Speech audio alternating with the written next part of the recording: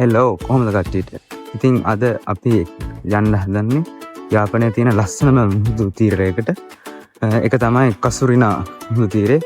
ඉතින් අපි කට්ටියත් එක්ක ගිහිල්ලා බලමු. අපි දැන් ඉන්නේ ජෙෆ්නා ටවුන් එකේ. දැන් ජෙෆ්නා ටවුන් එකේ ඉඳලා කසුරිනා යන්න කරේ නගර බස් එක තමයි නගින්න ඕනේ. දැන් අපි යම් බස් එක තියෙන තැනට.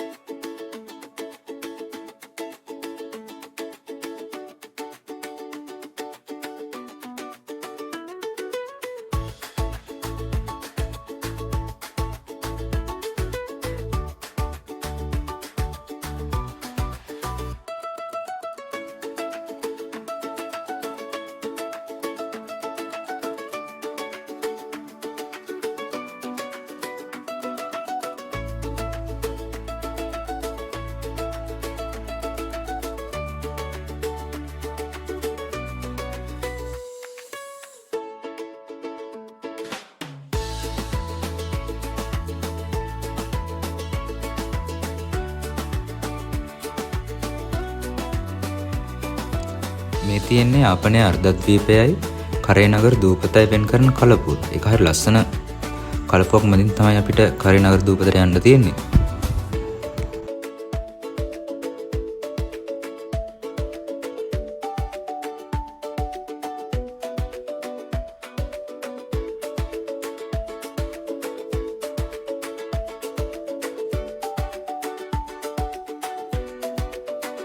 මේ තියෙන අපි යාපනයේ ඉඳලා ආපු පාර.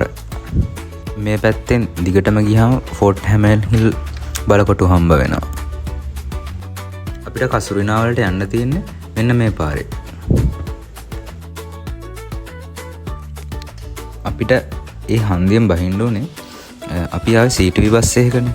ඒ CTV බස් එක ඩිපෝ යන බස් එකක්. ඒක හින්දා තමයි අපිට එතනින් බහින්න ඕනේ.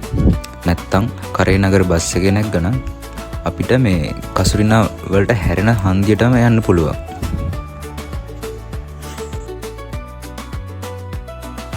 මෙන්න මේ පාරේ තමයි බීච් එකට යන්න තියෙන්නේ.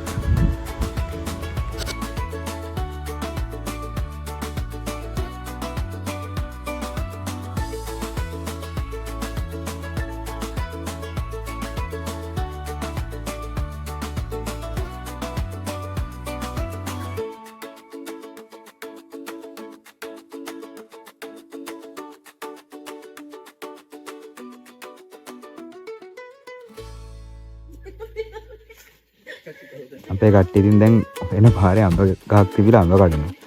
උන්ට ඉතින් පේන්න බෑ ගඩා ගෙඩියක් එහෙම පාරේ එනකොට.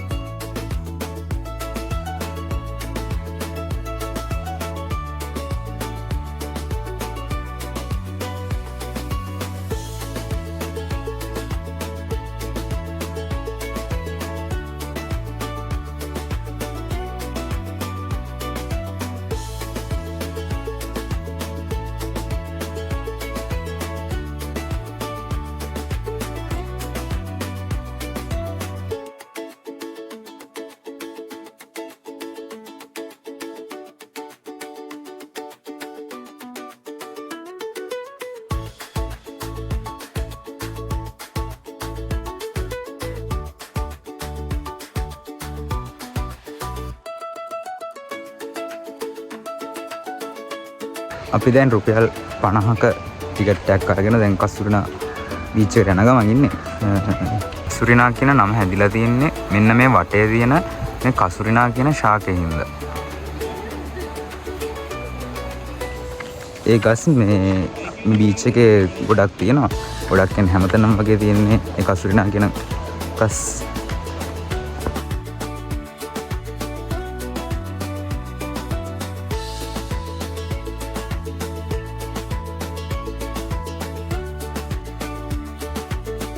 මේ තමයි කසුරිනා මුදු තීරය.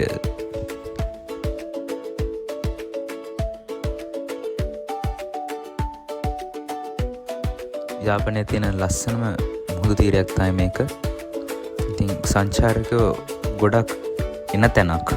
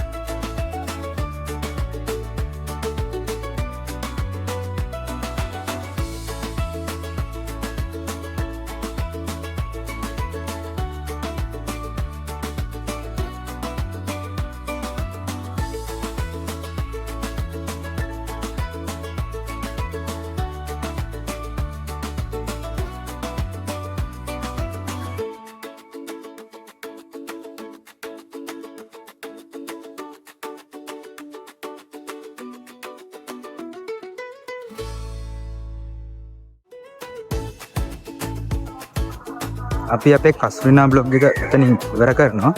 තවත් මේ වගේ යාපනයේ ලස්සන තැනකින් හමු වෙනකම් එහෙනම් අපි ගිහිල්ලා එන්නම්.